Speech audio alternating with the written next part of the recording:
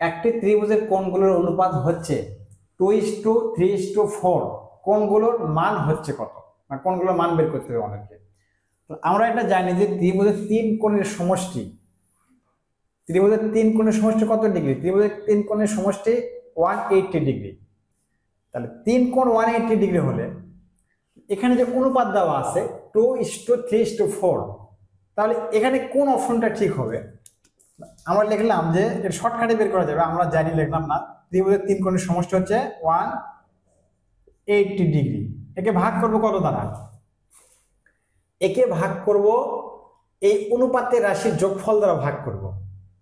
তো ভাগ করা আবার সেটা দ্বারা গুণ করবো কাকে? প্রথমটা দ্বারা গুণ করবো, দ্বিতীয় দ্বারা গুণ করবো, তৃতীয় দ্বারা গুণ করবো। এখানে অনুপাতের রাশির যোগফল কত আছে? এখানে 2 আর 3, 2 3 5, 5 আর 4 9। ভাগ করবো 9 দ্বারা, গুণ করবো কত দ্বারা?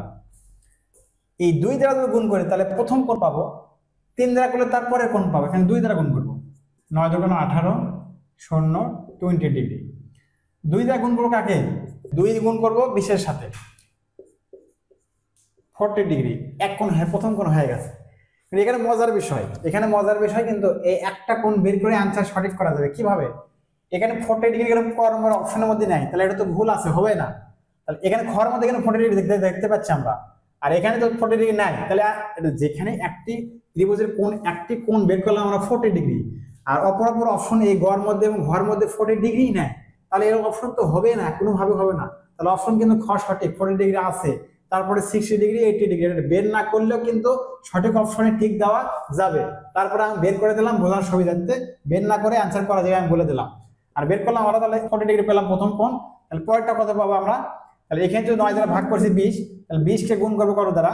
20 গুণন পরের অনুপাত আছে 3, তাহলে এখানে 60 ডিগ্রি। পরেরটা কিন্তু আমরা মান পেলাম।